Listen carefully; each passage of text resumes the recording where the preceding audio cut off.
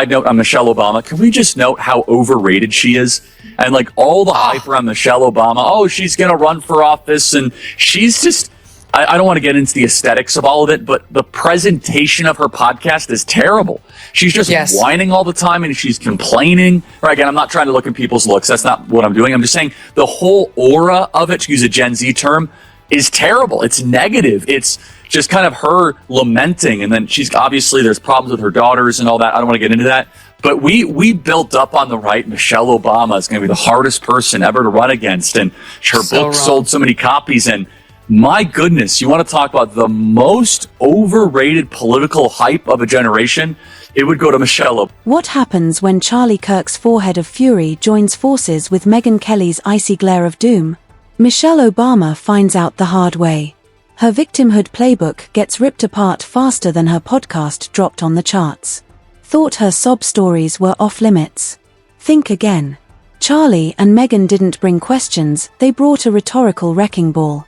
This isn't just criticism. It's a full-blown political exorcism. Buckle up, Buttercup, this is the roast you didn't know you needed. Other than the wonderful Megyn Kelly in the United States. Now, why is Michelle Obama whinging? She seems to always be whinging. Why are things so hard for her right now? I know. I mean, because when you're thinking of victims of this awful world, you think of Michelle Obama and how terrible we've all been to her.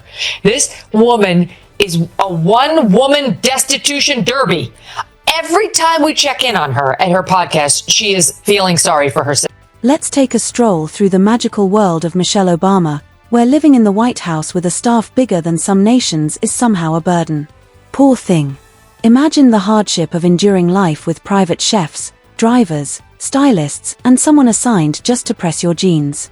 A modern-day Rosa Parks, if Rosa Parks had Secret Service and a Netflix contract. Awful it is to be married with children. There are just many natural reasons why marriage, infertility, trying to have kids makes things difficult. It's like, I try to tell couples, of course it's hard. Just listen to what I said, right? Like, it's probably, if you're having some issues in your marriage, it's not you, it's the process of marriage. It's just all hard, because guess what happens when it all works out right? You know what you end up with? Babies. Little people with their own sense of everything. They mess you up. You love them dearly, but they're a hassle. What? There's something wrong with this person. And somehow Michelle's whole act is built on pretending she never wanted fame. Oh, I never asked for the spotlight, she says while diving headfirst into another $10 million book tour, gripping a glittering MIC like Oprah's long-lost sister. This from the woman who supposedly hated politics, couldn't stand the cameras and yet rolled out a podcast, a documentary, and a swarm of social media interns posting deep inspirational captions like "You Matter." How brave. And Michelle Obama and Sheila Jackson Lee and Ketanji Brown Jackson were affirmative action picks, we would have been called the racist. But now they're coming out and they're saying it for us. They're coming out and they're saying, I'm only here because of affirmative action. Yeah, we know. You do not have the brain processing power to otherwise be taken really seriously. You had to go steal a white person's slot to go be taken somewhat seriously. Charlie Kirk, looking like the final boss of the college Republicans, had the nerve to point out that Michelle Obama's so-called oppression tour was built on the foundation of her $11 million Martha's Vineyard estate. Not exactly giving Harriet Tubman energy. You know it's getting ridiculous when even Kirk can't keep a straight face while Michelle claims she fears for her children, the same kids guarded by Secret Service and surrounded by designer prayer candles from Gucci. It's amazing. Every word she says about Barack Obama is negative. I can't think of her sitting there just waxing poetic about him, complimenting, he's brilliant, he's a great dad, he was the greatest president, whatever a normal wife of Barack Obama would say. Every time she opines, it's something that reflects poorly on him, how he's insensitive, how he's not a talker, how he doesn't know how to relate to people, he doesn't keep the same schedule as she does, and now we're talking about that you can have a bad decade in a marriage? Megyn Kelly strolled in like living sarcasm and torched Michelle Obama's legacy with the precision of a flamethrower in a yoga class. While Michelle was out giving TED Talks on the emotional toll of being asked to smile on stage, Megyn was tearing apart her victim narrative like a frog in biology class, except this frog has a podcast and a Netflix deal. Let's not forget that unforgettable moment when Michelle said she woke up in a house built by slaves, while sipping organic tea in a custom Ralph Lauren gown. The only chains around were probably high-end jewelry, but sure, let's pretend she was one tweet away from joining the civil rights movement. Meanwhile, Megyn's off in the corner with a magnifying glass going, let's examine that mansion-sized contradiction, shall we? Michelle's post-White House career has been one long TED Talk mixed with Pinterest quotes and well-timed tears. It's like if self-help books and luxury real estate had a baby and named it My Truth. She's been selling the same tale on repeat, poor Michelle forced to eat gourmet meals with foreign leaders and wave at commoners from the window of Air Force One. The trauma. Women who vote the way their man is going to vote. It happened in this election. Got it. Republican women are too dumb to make up their own minds about President Trump. They did it because they're men. Told them to after that ridiculous. Remember that ad the Democrats ran with Julia Roberts voiceover, where the women I remember. like secretly, it's our little secret. Yeah, this is what they think of. This is what they think of Republican women. Of course. I mean, look, first of all, just like the embedded kind of just implied chauvinism that all of our relationships in the Trump world are like we tell our wives exactly what to do. It's like, okay, no, we all have agency, okay? Secondly, I just have to comment on this. She's really lost a Her boldest achievement: turning salad into a political crusade. Remember the school lunch revolution, Michelle Obama's nationwide tantrum against pizza. She stormed into school cafeterias like General Broccoli, banning flavor and outlawing joy in the name of health. Kids everywhere were scarred. Somewhere out there a student still wakes up in a cold sweat over kale chips. And yet she spun that bland lunch saga into a badge of moral superiority like it was the lead role in a Broadway show. There she was strutting through school halls declaring war on sodium like it had personally offended her ancestors, while students across the country stared down at their trays like they'd been handed prison food. Ranch dressing, contraband, ketchup, rationed, salt. Don't even think about it, kids were smuggling it in like tiny cafeteria drug lords. Meanwhile, Michelle was on some brightly lit stage in a $5,000 outfit giving another keynote on empowering youth. Empowering them to do what exactly? Grow kale in a windowsill and cry over grey meatloaf? Obama. I do still worry about my daughters in the world, even though they are somewhat recognizable. And then she goes, and then you're like, why? What's going to happen to her girls if they're not recognizable? And she goes on a diatribe about the arrests that we're making of illegal immigrants. And that now we all have to live in fear, people of color, because it's a racist Republican Party that's running America now. That people of color, I guess, have to live in fear because we're all a bunch of racists who made her a billionaire and elected her husband president twice. But we're so racist, you see, we could just grab any random person of color in the street and send them off to El Salvador. You'd think Michelle was single-handedly saving the nation one cucumber at a time the way she spun her veggie crusade into a public relations jackpot. It was never just about nutrition, it was about building the Michelle Obama brand, complete with Messiah-level moral authority. She axed Pizza Fridays and still walked away looking like a cross between Mother Teresa and a Whole Foods ambassador. Charlie Kirk, wearing his signature smirk and wielding a forehead built for political commentary, had a field day. He couldn't believe that the woman who turned broccoli into a national mandate was now being celebrated as a progressive icon. This is the same person who turned American lunchrooms into a dystopian kale experiment and somehow climbed to goddess status like she'd freed vegetables from oppression. And the only thing more force-fed than those bland bean burgers was the idea that Michelle Obama is still living through hardship. Let's be real, anyone sipping herbal tea on a private oceanfront deck surrounded by throw pillows that say breathe and gratitude probably shouldn't be lecturing the public on the daily grind. This isn't oppression. It's luxury therapy with a motivational merch table. But what an insult, as Michelle Obama is silent on the stealing of women's championships from men, as if there's just like one issue that we have to hyper focus on. And the Democrat Party tried that this last November, and it failed. Because it turns out that there's a lot more issues than that one that Michelle Obama wants us to hyperfix. And then there's Megyn Kelly, the living definition of a sarcastic eye roll, who crashed onto the scene like she'd watched one too many Michelle Obama interviews and finally snapped. She shredded the pity parade with the power of a Category 5 roast. Her message was clear: we get it. Michelle, you're strong and empowered and apparently the only person to survive a mild inconvenience, but can we stop pretending it's a tragedy that you had to live in a palace and wave to people? Megyn stripped the gloss right off that perfectly curated image. Michelle's speeches, those emotional TED Talk-style monologues sprinkled with melodrama, suddenly looked less like empowerment and more like high-budget therapy sessions with a motivational twist. And the ticket price? Just a few $100 to hear someone lament being too adored, too successful and too photographed.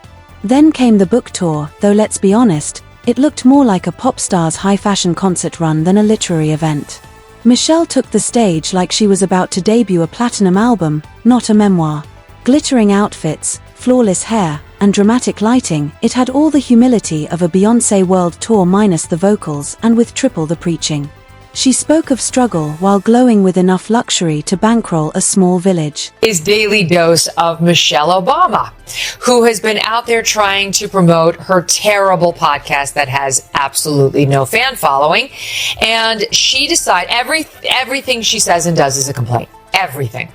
And so she winds up talking to Tina Knowles, also better known as Beyonce's mother, about marriage and divorce, which is Michelle's favorite topic, one of them at least. Number one is how much she hates her time as first lady. She hated it. And number two, I mean, 'cause you could go either way, how racist the country is and how much she can't stand it.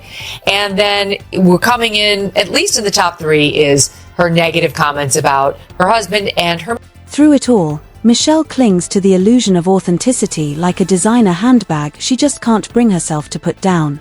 She wants the world to believe she's just a regular woman navigating life's ups and downs, even as she floats between Aspen lodges and Mediterranean yachts. Her Instagram tells the real story. Every photo is a perfectly staged moment of faux relatability, laughing with friends walking through manicured gardens sipping coffee in golden hour lighting. It's not that I'm just like you, it's that I hired a team to make it look like I'm just like you. The contradiction is almost impressive. Michelle Obama has managed to monopolize relatability while living a life that's anything but. She's made millions preaching empathy from penthouses, dropped memoirs about struggle from the comfort of private jets, and delivered empowerment speeches from behind velvet ropes. Meanwhile, the Obamas keep cashing in like it's a competitive event, all while warning the rest of us about the dangers of wealth inequality. The irony's practically poetic. Michelle will stand on a stage draped in designer elegance, urging people to stay grounded. Grounded. This is someone with frequent flyer miles on Air Force luxury and a mansion that looks like a minimalist Greek god sketched it. She doesn't need to stay grounded, she needs landing gear. She can't make fun of herself. This has been obvious for years. She's incapable of laughing at her own expense, which is an absolutely dreadful quality in a person. Like, I don't think I could hire a person who works for me who doesn't have that ability. Craig will say that I don't let them tease me. See, we have a deal, Barack and I, in our marriage, and it started very early. It's like, I can tease you, but you cannot tease me. You know, so when he does, I was like, wait a minute. What's going on here? And he's like, I'm teasing you, right? I was like, none of that. Because he likes to tease. Oh my God, yeah. But when me, Malia, and Sasha all of us are together, he doesn't stand a chance. She wants the world to see her as someone who gets it, someone who's been through the fire, just another soul trying to be seen. This from a woman whose face is literally splashed across the sides of buildings during sold-out speaking tours. Michelle doesn't need visibility, she needs a dimmer switch. Yet the myth lives on. The tale of the relatable queen who overcame life's great hardships, like too much adoration, too many magazine covers, and the unbearable pressure of endless applause. While the average American is juggling rent and groceries, Michelle's biggest dilemma is which multi-million-dollar estate to relax in this season. Still, she insists she understands us. That she is us. But really she's a brand, a walking billboard for polished struggle dressed in soft lighting and strategic vulnerability. And somehow people still buy it. And if you dare to question her story, well then you're either racist, sexist, or jealous. That's the holy trinity of shutting down criticism. But Charlie and Megyn weren't buying the script. They looked at the Michelle Obama empire and asked the one thing no one in mainstream media will: why are we still pretending this woman is oppressed? Ridiculous. And the fact that she would try to parlay this into like, I'm so scared, but also super important, but also my daughters are brown, so they're also potential victims because everyone hates brown people, unless they could identify them as an Obama, in which case we'd be fine because everyone loves us. But as you can watch the wheels calculate in a way that just confirms everything you believed about this. Michelle's every public appearance has turned into a masterclass in melodrama. She could be sipping champagne at 30,000 feet on a private jet and still deliver a monologue about how hard it is to be a woman of color in America. Hard. Her struggle playlist includes Beyoncé concerts, five-star cuisine, and private Pilates. This isn't a documentary, it's unintentional satire. But let's talk strategy. Michelle's entire brand is an emotional Trojan horse: hide the privilege beneath layers of polished vulnerability, let the media fawn over her raw honesty, and cash in while posing mid-squat on Instagram. This isn't empowerment, it's marketing dressed up with a halo. Charlie Kirk pulled back the curtain with a scalpel, exposing how every move is calculated to keep her perched on the moral high ground while collecting checks bigger than Jeff Bezos's exit package. She turned a motivational quote into an empire. When they go low, we go high. No. When they go low, she sells another memoir and grins her way through a late-night appearance. But she's aggrieved. She is immersed in a powerful and inescapable sense of grievance. Do you think it's an attempt to be relatable? No. She's angry. She's angry and unhappy. I've watched enough of her over the years, and then with this ridiculous podcast she's trying to launch, to see she's a deeply unhappy person. What's happening with people at that level in podcasts? What's Gavin Newsom doing? He's running for president. That one makes more sense to me strategically. She should be in her therapist's office. Her brother Craig is not. Oh, he did? Yeah, what do you think I should do? And Megyn didn't just clap back, she delivered a roast so sharp it could slice straight through Michelle's pile of embroidered motivational pillows. She called out the selective outrage, the carefully staged sorrow, and the never-ending fixation on victimhood. Because let's be honest, it's not courage when it comes with a glam squad and a full-time PR team. It's not bravery when it's been vetted by Penguin Random House. And then there's Michelle's unofficial side gig as a pop culture oracle, somehow managing to wedge herself into every major moment with commentary that reads like it was generated by an algorithm trained on Oprah soundbites and influencer captions. Tragedy strikes. Cue the soulful Instagram post. Political scandal. Here comes the emotionally vague yet deeply polished tweet. It's like she's running a one-woman Hallmark card factory with global reach. Yet somehow she floats above criticism with Jedi-level immunity. Try pointing out a contradiction, and suddenly you're accused of cruelty. Question her narrative, and you're told you just don't get it. Highlight the fact that she's one of the most privileged people on the planet, and you're accused of not understanding the Black experience. But let's be real, the only Black experience Michelle's dealing with these days probably involves a curated wine tasting in Napa and a discussion about which villa has the best sunset view. The truth is, if you add it all up, even the year, if the odds were you're going to be married to your partner for 50 years, and 10 of those years could be bad, you'd sign up for it. You'd sign up for it. You'd sign up for it. Right. And that's really how it works out. Is it, Michelle? It's not. I've been married for 17 and a half years, and not one was bad. I think she and he married the wrong people. While Charlie Kirk and Megyn Kelly are dragging the myth of Michelle Obama into the daylight, the rest of the media are too busy curtsying to ask real questions. They'd rather play along, pretending Michelle is just a speech away from joining a grassroots resistance movement right after she finishes her private spa retreat. And maybe the most laughable part, Michelle keeps pitching herself as the reluctant leader. I never wanted the spotlight, she says, while promoting becoming, followed by the light we carry, followed by becoming richer than you. That's like claiming you hate attention while twerking in the middle of Times Square. At this point, her entire public life is a masterclass in branding over substance. Her statements are so polished they might as well come with a gloss finish. And her fans? They eat it up like organic avocado toast at a gender-neutral cafe in Brooklyn. She's so real, they whisper while scrolling past her Vogue covers and TED Talk itinerary. The truth. Michelle Obama is about as oppressed as a Kardashian on a yacht. The only thing between her and the average American is a Netflix deal, a fleet of stylists, and a $100 million cushion. But somehow she still looks straight into the camera and says, "I see you. I am you." The closest you've come to our struggle is your Wi-Fi glitching during a Zoom call. Charlie Kirk and Megyn Kelly didn't yell or rant, they simply held up a mirror. No theatrics, just the inconvenient truth. Michelle Obama isn't a crusader for the downtrodden. She's a high-end inspirational brand, a self-help mogul in designer boots, a carefully curated symbol of faux struggle wrapped in haute couture and protected by media worship.